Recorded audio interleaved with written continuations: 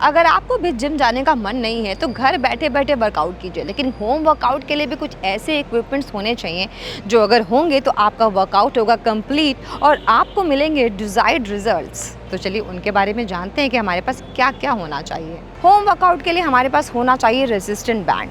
अब ये करता क्या है, आपके अपर बॉडी, लोअर बॉडी और कोर, ये तीनों पे अच्छी तरीके से काम करता है। एडजस्टेबल होता है, इसकी रेजिस्टेंस पावर बहुत अच्छी होती है और ये बहुत ही आराम से आपके मसल्स को रोज़ नए टास्क देता है और आपको डिज़ायर्ड रिजल्ट मिलने में आसानी होती है। एंकल रिस्ट वेट्स, ये पैरों की वर्कआउट, जैसे कि एंकल की जो वर्कआउट होती है, जैसे लंजेस हो गए या फिर कोई और वर्कआउट जो आप कर रहे हैं लेग्स को स्ट्रेंथन करने के लिए और उनको स्ट्रॉन्ग बनाने के लिए, तो ये उसमें पूरी मदद करता है, तो इसका होना तो ज़रूरी है।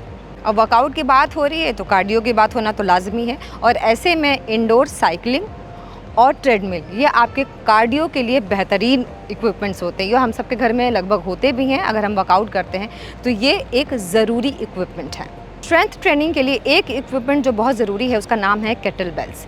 ये बहुत ज़रूरी है कि आपके होम वर्कआउट इक्विपमेंट में शामिल हो। एक ऐसा वर्कआउट जो हम बचपन से करते चले आ रहे हैं, मज़ा आता है खेलने में, नाम तो सुना ही होगा, स्किपिंग का। कार्डियोवैस्कुलर वर्कआउट के लिए स्किपिंग करना बहुत ज़रूरी है, ऐसे में स्किपिंग रोप आपको ज़रूर ले लेनी चाहिए। स्ट्रेंथन ट्रेनिंग के लिए डंबल्स का होना भी बहुत ज़रूरी है। अब डंबल्स अलग अलग वज़न में आते हैं, आप चाहें तो 2 किलो से शुरुआत कर सकते हैं और 24 किलो तक जा सकते हैं।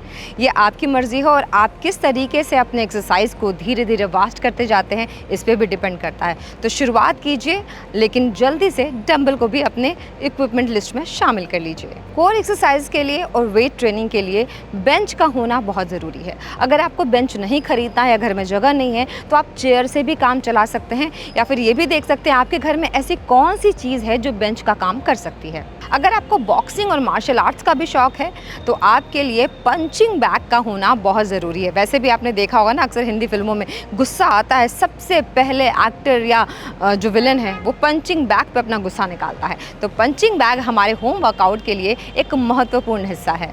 अब इतनी सारी एक्सरसाइजेज की हमने बात कर ली, अगर आपको इन एक्सरसाइजेज के अलावा कुछ योगा पोजेस भी करने हैं तो आपके लिए योगा मैट बहुत ज़्यादा ज़रूरी है। अच्छा, योगा मैट आपको कोई साधारण नहीं खरीदना है और ज़रूरी नहीं है कि आप बहुत महंगा योगा मैट खरीदें।